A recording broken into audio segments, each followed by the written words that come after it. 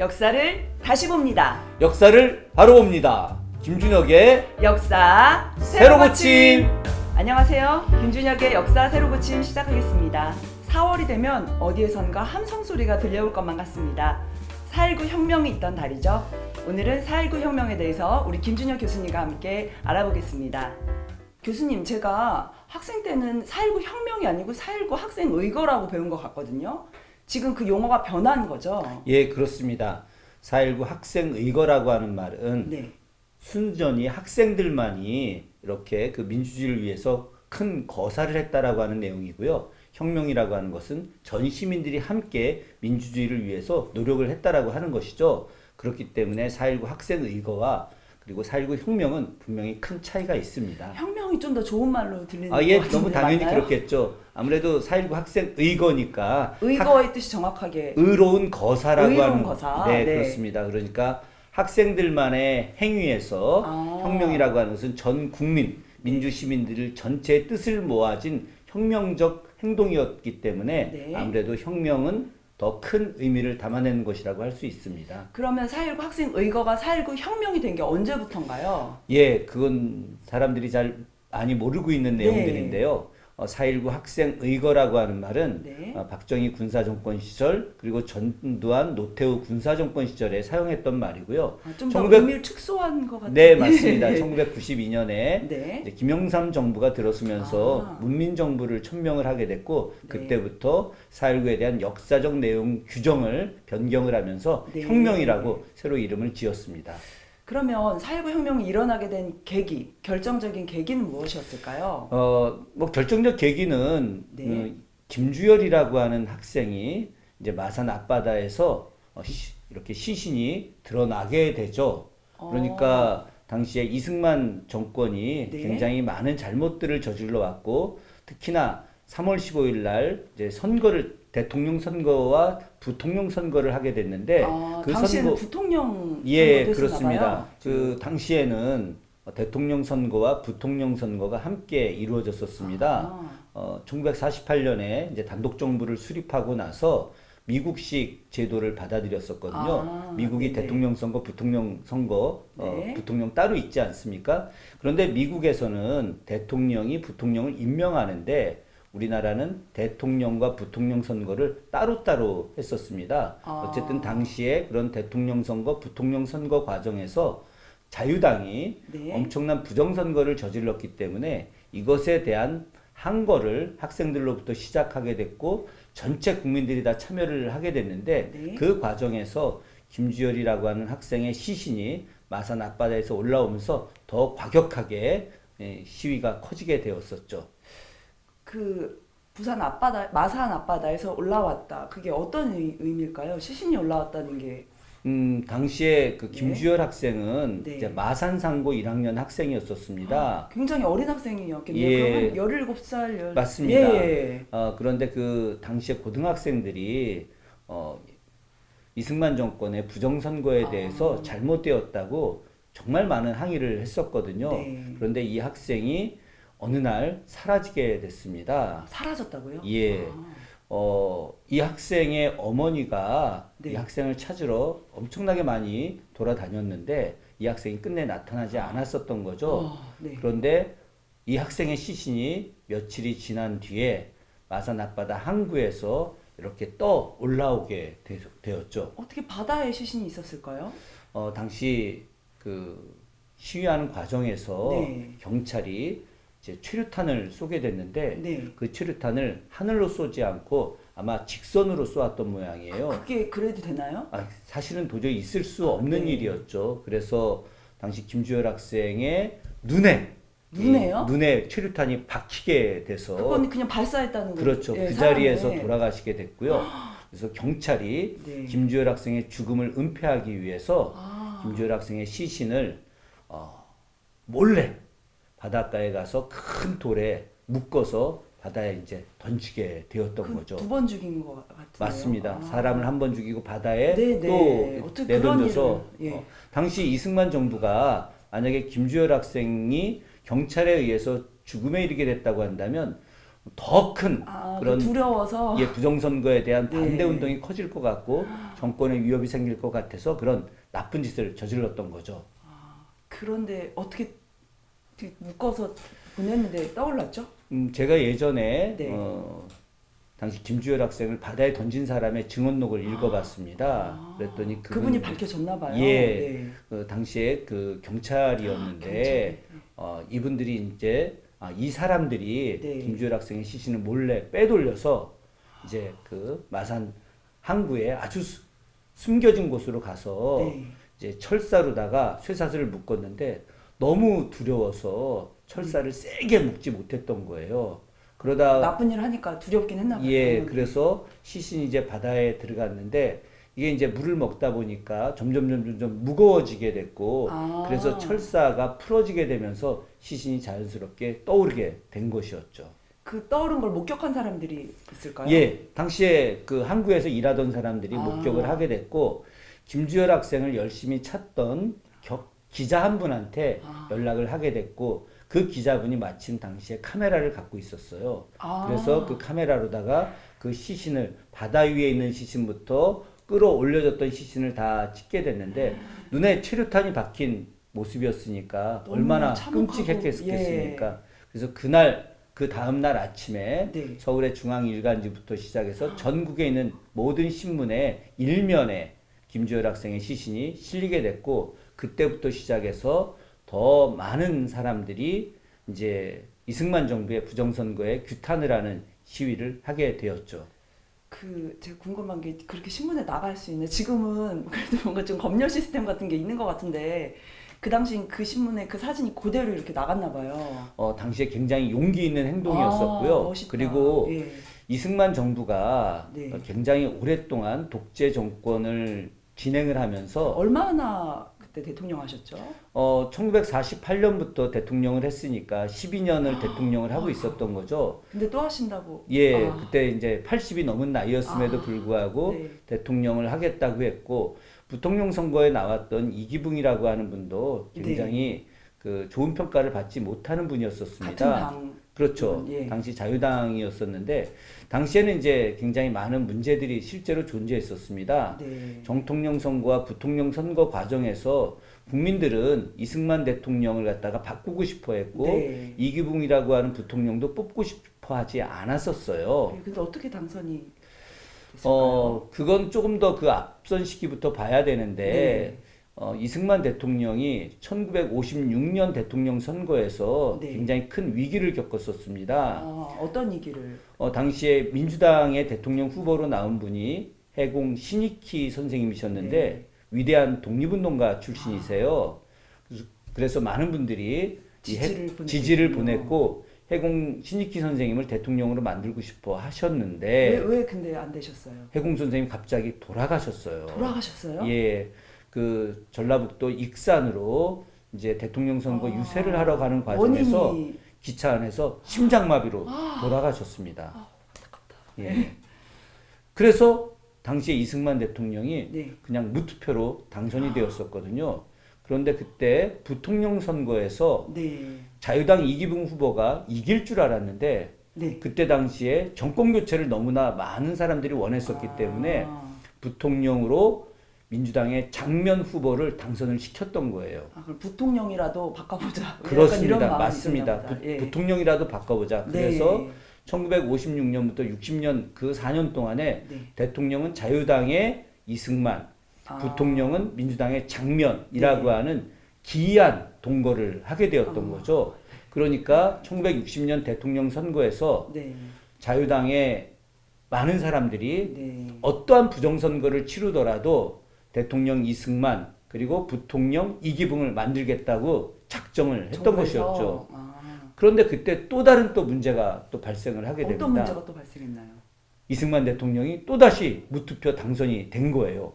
이번에 단독 후보 출마했나요? 아니죠. 민주당에서도 후보가 출마를 했었죠. 네. 그런데 민주당 후보였던 조병옥 박사가 대통령 후보로 등록한 이후에 미국에 가서 잠시 아주 간단한 수술을 하다가 수술 중에 돌아가시게 됩니다. 아이고, 어떻게 이런 일이 또. 그러니까 1956년에도 대통령 후보가 돌아가셨고 1960년 대통령 후보도 또 돌아가셨고 그래서 이승만 대통령은 연거퍼서 무투표로 대통령에 당선이 된 이런 거예요. 우연이. 그렇기 때문에 당시에 많은 사람들이 이승만 정부가 무언가 대통령 후보를 이렇게 또 살해했을 수 있다라고 하는 이야기가 굉장히 많이 돌았었죠. 네. 그래서 당시에 자유당은 이미 대통령은 이승만이 무투표 당선 확정이 되었으니 네. 부통령 후보를 당선시켜야 된다라고 생각을 했고 엄청난 부정선거를 저지르기 시작을 했던 거죠. 그때 제가 듣기로는 무슨 투표함에 이미 기표가 된 투표가 들어 있었다고 막 그런 얘기 들은 것 같아요. 맞습니다. 맞나요? 예. 투표용지를 조작을 했죠. 그래서 투표함에다가 사전에 이기붕을 당선시키는 도장을 찍은 투표용지를 너무나 많이 집어 넣어놨어요. 중앙선거관리위원회가 없었나요? 중앙선거관리위원회가 왜 없었겠습니까? 하지만 다 당시에 한 통속이었기 때문에 그것을 일체 단속하지 않았죠. 그런데 막상 개표를 하고 나서 보니까 선거인단보다 투표용지, 이기붕 당선용지가 훨씬 더 많은 곳들이 코미디도 아니고 한두 곳이 아니어서 거꾸로 투표용지를 덜어내서 딴 데로 빼돌리는 일도 있었고요. 그리고 돈을 주고 이제 네. 투표용지를 사서 다른 사람이 찍기도 하고 또 당시에 국민들이 투표를 제대로 못한다라고 하는 이름으로 자유당 당원들이 혹은 선관위 당원들이 네. 9명, 10명씩 그 투표 장소로 데리고 들어가서 거기서 보는 앞에서 도장을 쭉 찍게 해서 대리 투표 투표처럼. 용지에 넣기도 하고 그런 말도 안 되는 그런 일들이 벌어졌죠. 그런 일이 지금은 불가능한 거죠. 아니, 지금은 뭐 불가능한 일이죠. 지금 그런 부정선거를 저지르게 되면 네. 많은 사람들이 다 감옥에 가지 않겠습니까? 네, 그렇죠. 그럼 그때는 감옥에 안 갔나요? 그때는 뭐 감옥에 가지도 않았을 뿐만이 아니라 당시에 그 부정선거에 항의를 했던 민주당 당원들을 정치 깡패들이 와서 살해하기까지 했었습니다. 그래서 아주 여러 명이 그런 부정선거에 항의를 하다가 네. 선거 과정, 당시 3월 15일 선거 과정에서 그날 아주 여러 명이 죽기도 했었죠. 이 다시 4.19 혁명 그 이야기로 돌아가자면 그 김주열 열사 사진이 공개가 되고 그게 도화선이 돼서 더 극렬하게 이제 학생들과 시민들의 시위가 벌어졌다고 했잖아요. 그렇죠. 그리고 나서 이제 이루어진 게 4.19 혁명이었나요? 예. 4월 11일 날 네. 김주열 학생의 시신이 4월 11일 날, 올라오게 되면서 그때부터 시작해서 단순하게 학생들뿐만이 아니라 국민들도 참여를 하기 시작을 했었습니다. 그런데 결정적 사건이 나타나게 됩니다. 네, 어떤 사건일까요? 바로 4월 18일 날 고려대학교 학생들이 네. 정치 깡패들한테 맞아서 수백 명이 다치는 사건이 발생을 하게 되죠. 아니 그게 가능한가요? 예. 있을 수 없는 일이었죠. 정치 깡패가 뭐예요? 당시 정치인하고 예전에 그 드라마나 영화 네. 보게 되면 뭐 김두한, 네, 이정재 뭐 이런 사람들 나오지 않습니까? 네. 당시 이정재라고 하는 깡패가 자기 부하들과 함께 이기붕 당선을 위해서 당시에 시위를 하는 학생들을 갖다가 테러를 하게 됐던 것이었죠. 그날은 어떻게 된 일이냐면은 고려대학교 학생 3,000명이 네. 국회의사당으로 가게 됩니다. 네. 지금 그 국회의사당은 현재 여의도에 있는 국회의사당이 아니고 아니고요. 서울시청 앞에 현재는 서울시 의회로 쓰고 있는 네. 그런 그 건물이죠. 일제강점기에는 부민관이라고 하는 건물이었고 네. 해방 이후에 그 건물이 초대 국회의사당으로 사용됐던 건물이었는데 3,000명이 거기서 앉아서 연자 시위를 했었습니다. 그리고 나서 저녁 때 이제 학교로 돌아가는 과정에서 동대문 일대에서 네. 학생들한테 엄청난 테러를 가하게 됐던 것이었죠. 그때 많이 학생들이 다치거나 죽거나 300여 명의 학생들이 이제 굉장히 큰 부상을 입었습니다. 사망자도 있었나요? 당시에는 사망자는 없었고요. 그래서 그 다음 날 4월 19일 날 아침에 네. 서울에 있는 많은 대학들이 네. 고려대학교 학생들의 피습 사건을 들고 다 같이 이제 서울 시내로 집결을 하게 됐던 것이었죠. 네, 그래서 그날 어떻게 4.19 혁명이 어떤 식으로 펼쳐졌는지 당시에 많은 학생들이 이제 그 서울 종로 중심가로 네. 모였다가 당시에 학생들이 경무대로 가자라고 외치게 됩니다. 경무대요. 경무대라고 하는 것이 오늘 청와대를 청와대. 이야기하는 거죠. 예, 예. 대통령실, 대통령 관저와 대통령 집무실이 있는 곳을 대통령한테 쳐들어가자. 당시에 이제 예. 경무대라고 이름을 네. 불렀습니다. 그것이 이후에 이름이 청와대라고 바뀐 네. 것이었거든요. 그래서 많은 학생들이 경무대로 가게 됐는데 그때 경찰이 바로 이승만 정권 부정선거 인정하고 물러나라라고 네. 요청하는 그 학생들에 대해서 총을 쏘았죠. 그래서 그 자리에서 무려 150명 이상이 총에 맞아 죽었고 그리고 2,000명 가까이가 총에 맞아서 부상을 당했었습니다. 한복판에서 그렇죠. 길하고. 이거는 당시 세계적인 사건으로 말도 안 알려지게 됐습니다. 네. 경찰이 부정선거를 잘못했다고 이야기하는 학생들에게 네. 총을 쏘아서 네. 150명 이상이 죽었다라고 하는 것은 도저히 상상할 수 없는 일이었죠. 그 누가 그거를 지시를 했을까요? 당시에 이승만 대통령이 지시하지 않았다라고 네. 이야기하지만 내무부 장관한테 나중에 모든 책임을 네. 뒤집어 씌웠는데 당시에 이승만 대통령이 그런 지시를 했는지 내무부 장관이 지시를 했는지는 알 수는 없지만은 네. 그러나 분명한 것은 고위층에 의해서 지시되어서 네. 당시에 경찰이 총을 쏘게 된 것이고 많은 학생들이 죽음에 이르게 된 것이죠. 이날이 바로 4월 19일 날입니다. 그런 피해 함성이 있은 후에 그냥 이승만 대통령은 계속 그냥 대통령 잘하고 있었나요? 아닙니다. 이승만 대통령은 네. 굉장히 나쁜 짓을 했습니다. 아. 그날 4월 19일 날 이전부터 시작해서 네. 마산의 학생 의거들 당시에 네. 김주열 열사가 참여했던 그 시위부터 시작해서 4월 19일 이때까지 북한 공산당이 몰래 네. 내려와서 저지른 일이다라고 또 거짓말 선동을 하게 되었던 믿는 거죠. 분들이 계셨나요? 당시에 믿는 사람들도 일부 있었겠지만은 아, 네. 그러나 많은 사람들이 현장에서 봤을 것 같아요. 그렇죠. 많은 분들이. 이것은 북한 공산당이 와서 나가서 시위를 해라라고 네. 하는 것이 아니라 바로 이승만 정부가 3월 15일 날 엄청난 부정선거를 저질렀기 때문에 네. 그것에 대해서 항의를 한 것이지 북한의 공작에 의해서 진행된 것이 아니라고 하는 것은 국민들 대다수가 알고 네. 있었죠. 그래서 그러면 그 후에 저는 이승만 대통령이 하야를 했다고 알고 있거든요. 그런데 바로 하지는 않았습니다. 바로 하지 않았어요? 이승만 대통령은 절대 하야할 생각을 하지 않았죠. 그래서 이승만 대통령은 당시에 부통령으로 당선된 이기붕을 사퇴시키게 하고 네? 그래서 그렇게 많은 사람 죽고 이에 내각을 갖다가 좀 개정을 하겠다라고 이야기했었습니다. 네. 그럼에도 불구하고 많은 학생들과 시민들이 그것은 올바르지 않다. 이게 국제사회에서도 이슈가 됐을 것 같아요.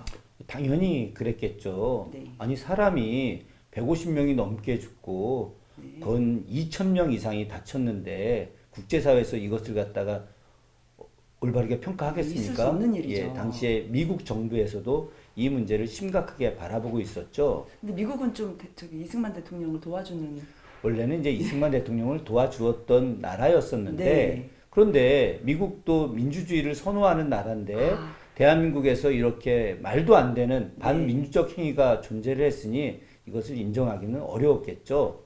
그런데 이승만 대통령이 또 다른 꼼수를 피기 시작을 합니다. 어떤 꼼수요? 이승만 대통령이 자기가 다시 대통령 선거를 하게 되면 당선될 거라고 생각을 해서 그래서 이번에 했던 3월 15일 날 했던 대통령 선거, 부통령 선거는 취소하고 다시 하자라는 제안을 하게 됐죠. 4.19 혁명에 대한 어떤 그 리액션, 네. 대응을 그거 무효로 하고 다시 하자 이렇게 나오신 건가요? 그런데 그것에 대해서 네. 정말 잘못된 꼼수라고 하는 것을 우리 국민들이 왜 모르겠습니까? 계속해서 이승만 대통령은 물러날 생각을 하지 않았는데요. 네. 또 다른 결정적 사건이 벌어지게 됩니다. 뭐였을까요? 그것이 바로 서울에 있는 대학 교수들의 집단 시위입니다. 지성인들이 나선 거군요. 네, 맞습니다. 네, 네. 당시에 대통령 선거를 갖다가 인정하지 않았던 대학 교수들 전체가 모여서 거리에 행진을 하게 됩니다. 네. 이승만 대통령 하야하라. 하야하라. 당시에 대학 교수들은 지금의 대학 교수들과 좀 다르게 국민들이 굉장히 존경을 했었죠. 지금도 존경하지 않나요? 교수님 어때요? 제가 존경받는 사람인지는 잘 모르겠는데 어쨌든 지금의 대학 교수와는 수도 더 적고 했을 네, 것 같아요. 굉장히 적은 숫자고 네. 또 굉장히 많은 공부를 했던 분들이었는데 그분들이 직접 거리에 나와서 네. 대통령 물러나라 이렇게 이야기를 하니까 국민들이 더욱더 적극적인 지지를 하게 되었죠. 네. 그런 과정에서 미국의 주한 대사가 네. 이승만 대통령을 만납니다. 아. 그리고 통보를 하게 되죠. 미국 정부는 당신을 대통령으로 인정하지 않는다. 미국에서 물러나라. 라고 물러나라. 이야기를 하게 됐고요. 네. 이승만 대통령도 더 이상 미국 정부가 인정하지 않고 있기 때문에 대통령직을 수행할 수 없다고 판단을 해서 4월 26일 날 이제 대통령에서 물러나겠다고 성명을 발표를 하게 됐죠. 4.19 혁명의 그럼 직접적인 결과인 거죠? 일주일 만에. 맞습니다. 예, 4.19 혁명을 통해서 네. 부정선거를 규탄하고 네. 그리고 이승만 대통령을 물러나가게 하고 더 나아가서 남북 간의 화해를 요구하는 그런 일들이 전개가 되었고요. 네. 결국 그 과정에서 이승만 대통령은 물러나가게 됐고 새로운 선거를 치르게 됩니다. 4.19 혁명은 대중들이 일어나서 이렇게 한 나라의 지도자를 바꾼 우리나라에서 최초의 일이었나요? 예, 당연히 최초의 아. 일이었죠. 이것은 아시아 일대에서도 가장 큰 사건이었었습니다. 국민들에 의해서 국가 지도자, 네. 대통령이 물러나는 일들, 잘못된 정권, 또 네. 독재 정권, 부정부패 정권, 이 잘못된 정권에 대해서 국민들이 모두 일어나서 네. 물러나게 만들었던 것은 바로 당시 세계적인 일이었었습니다. 초등학생까지 시위에 가담했다고 들은 것 같아요. 맞습니다. 초등학생부터 시작해서 네. 노인분들에 이르기까지 대한민국 국민 전체가 다 들고 일어났기 때문에 네. 세계에서도 4.19 혁명을 매우 뛰어난 혁명으로 인정을 하고 있습니다. 우리가 이렇게 역사를 통해서 또 우리 현재 나아갈 길 또 이렇게 돌아볼 수 있잖아요. 4.19 혁명 어떤 의미가 이 시대에 있을지 한번 말씀해 주시면 좋겠습니다. 저는 4.19 혁명이 정말 그 세계사적인 혁명이었다라고 네. 감히 생각을 하고 있습니다. 우리가 전쟁이 끝난 지 얼마 되지 않아서 굉장히 가난하고 어렵게 살던 사람들이었거든요. 네. 그럼에도 불구하고 민주주의 시대를 만들어야 된다라고 하는 간절한 소망을 갖고 있었습니다. 민주주의가 발전해야지 경제도 발전하고 또 사회도 아름다워질 거라고 생각을 했던 것이었죠. 참 옳은 생각이죠. 네, 그래서 우리 민족이 위대한 민족입니다. 네. 4.19 혁명을 통해서 새로운 민주정부를 수립하기 위한 노력을 했었고요. 네. 거기에 더해서 놀라운 것은 바로 남북 통일을 외쳤던 것입니다. 1960년이면 전쟁이 끝난 지 7년밖에 되지 10년도 않았었습니다. 안 됐는데요. 동족 상잔의 비극을 겪었던 사람들이 가자 북으로 오라 남으로 라고 하는 구호를 외치면서 남북의 화해와 협력을 요청을 했던 것이었죠. 그래서 결국 4.19 혁명은 단순하게 민주주의를 열고 새로운 민주정부를 만드는 것만이 아니라 남북의 통일을 요구했던 그런 엄청난 혁명이었다라고 말씀드릴 수 있겠습니다. 네. 우리가 역사로부터 많은 것들을 배울 수 있잖아요. 교수님이 생각하시는 4.19 혁명 이런 의미가 있다. 말씀해 주시면 좋을 것 같아요. 4.19 혁명은 아시아에서 일어난 최초의 혁명이라고 말씀드릴 수 있습니다. 당시 우리 국민들은 한국전쟁이 끝난 지 불과 몇 년 되지 않았던 매우 어려운 시기에 살았던 사람들이었습니다. 60년이니까 7년, 7년 정도밖에. 네, 그렇죠. 그렇습니다. 그런데 이렇게 어려운 시기에 살았던 사람들이 민주주의를 요구했다는 것이죠. 아무리 경제적으로 어렵게 산다 하더라도 민주주의 시대를 만들어가는 것이 나라의 발전을 이루는 매우 중요한 것이라고 생각을 했습니다. 민주주의가 토대가 되어야만이 경제 발전도 이룰 수 있다고 생각을 한 것이죠. 부정부패를 자행하는 정부가 더 이상은 용납될 수 없다라고 하는 것을 세계 모든 사람들에게 보여준 것이 바로 4.19 혁명이라고 할 수 있겠습니다. 그런데 여기에 더해서 놀라운 것이 있습니다. 앞서도 잠깐 말씀드렸지만 동족상잔의 비극이었던 한국전쟁이 끝난 지 7년밖에 되지 않았는데 그 상처를 덮고서 남북의 화해와 협력을 요구하고 더 나아가 통일을 외쳤습니다.